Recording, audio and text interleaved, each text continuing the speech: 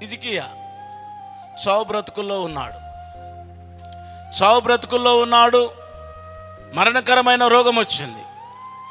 యెషయా అని పిలిచాడు దేవుడు. చిత్తం దేవా అన్నాడు. నేను వెళ్ళి చెప్తానన్నావు కదా, ఇట్రా అని పిలిచాడు. వెళ్ళు, హిజ్కియా రాజుకు మరణకరమైన రోగం వచ్చింది, నువ్వు వెళ్ళి చనిపోతాడని చెప్పు అన్నాడు. దేవుని మాటలు, దేవుడు చెప్పమన్నాడు. బాగుపడతావని చెప్పితే చెప్పిన వాళ్ళకు ఏ బాధలు ఉన్నాయి, కానీ చనిపోతావని చెప్పేటోళ్ళకు చాలా బాధ వస్తుంది. నీ అప్పులు తీరుతాయట దేవుడు చెప్పిండంటే సంతోషపడతారు, చాయ్ పెట్టిస్తారు, టిఫిన్ కూడా పెడతారు. నీ అప్పులు అసలే తీరాయంట అంటే నాకిట్లకెళ్ళి నడువు అంటారు.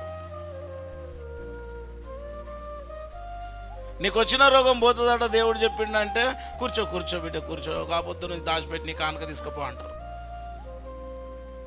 నువ్వు చచ్చిపోతావంటే ఇచ్చామనుకున్నాయి కూడా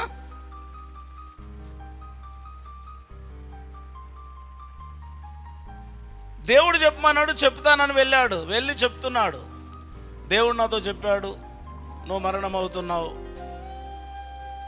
ఒక ఆప్షన్ ఉంది, అదేంటంటే నీ ఇల్లు చక్క పెట్టుకుంటే మంచిది అన్నాడు. వెంటనే ఆ దైవజనుని మాట ఆయన విన్నాడు, రాజు విన్నాడు. గోడ తట్టు ముఖం తిప్పుకున్నాడు, పశ్చాత్తాపడ్డాడు, ఏడ్చిండు, కన్నీరు గార్చిండు, క్షమించు దేవా అన్నాడు, తప్పులన్నీ ఒప్పుకున్నాడు. ఆయన ప్రార్థన విని ఆయన కన్నీరును చూసి దేవుడు ఇంకా 15 సంవత్సరాల ఆయుష్ను పొడిగించినాడు. గట్టిగా